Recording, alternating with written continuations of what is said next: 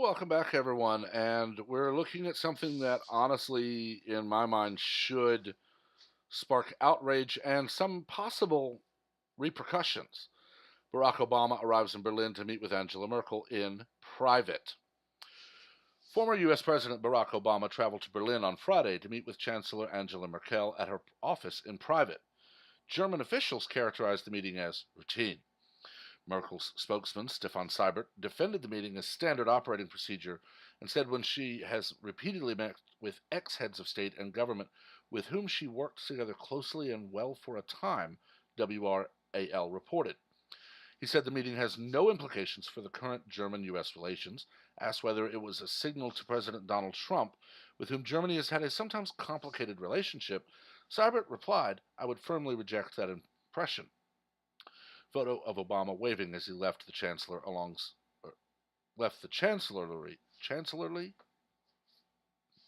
I don't know that I would call it that. Alongside Merkel on Friday. You can see here a couple of tweets as well. Here's the main point for all of these stories. The Logan Act clearly states that no American may represent themselves as an official of the government if they are not. Barack Obama, John Kerry, and many others have been touring the globe, bad-mouthing the current administration, trying to stir up feelings of unrest amongst our allies and others.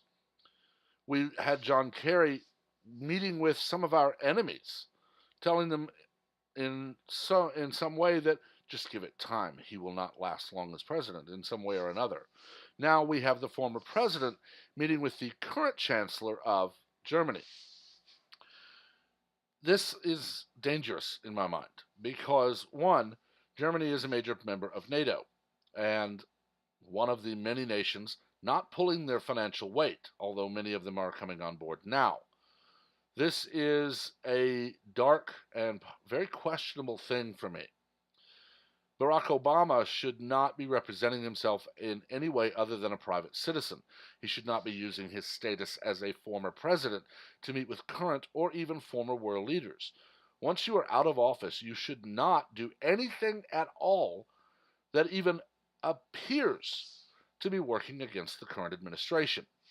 If you'll remember, Ronald Reagan, although very advanced in age, had he not been, he would not have done this. Herbert Walker Bush, no. Bill Clinton spoke with everyone he could, traveled the world giving speeches for hundreds of thousands of dollars a head. George W. Bush, more humanitarian than non, but he did not act in a way that would say, well, this administration is not continuing my work, and you just need to wait for them to be out of office.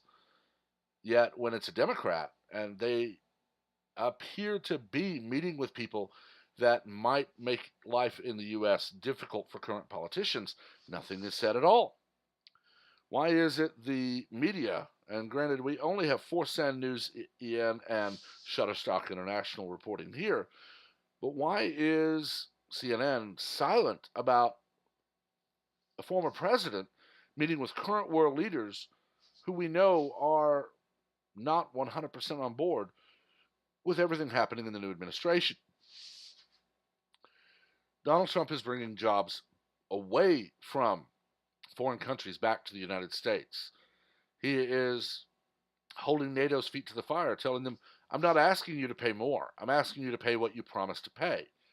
He's not telling them, I want you to up your contribution level to 5%. I'm asking you if you committed to 2 or 3%, honor the commitment. The U.S. has footed the bill for NATO for decades, and Europe has sat happily letting us foot the bill to the tune of billions of dollars, and they have benefited from it. But now it's becoming untenuous to where they need to honor their commitment, or NATO's ability to operate is compromised. And of course, under Barack Obama, he didn't talk about that. It was simply the Europeans said NATO needs more money, and the U.S. sent it. Now that's not happening. This is the same as if you are part of a homeowners association paying for security and beautification of your homeowners association area, but your neighbors are not contributing, and because you like having the security and beautification, you're contributing more. There's nothing even questionable about going to a homeowners association meeting and saying, all of us committed to a certain amount per month. That amount brings us certain benefits. List them off. All of us need to honor our commitment or stop partaking of the benefits. Of course, those who are happy paying half of their fees and still getting 100% of the benefits are going to be up in arms about how you're trying to bully them. And they're going to scream and yell and try to silence you. But there's nothing wrong with saying you signed a commitment. You told the world, or in my example, you told the HOA you would commit this amount. You promised to. You committed to it. Why then is it wrong for someone to point out that you are not living up to your commitments? You're not honoring your word. And the simple truth of that is the people not honoring their commitments don't want others to see them in a bad light. They feel it is bullying or it is character assassination to point out that they promised one thing and then refused to deliver. And that's what we see in the media. Very clearly, Donald Trump is saying that you committed to X% of your GDP. You are not honoring that. We need you to so that NATO can function properly as it was intended to function.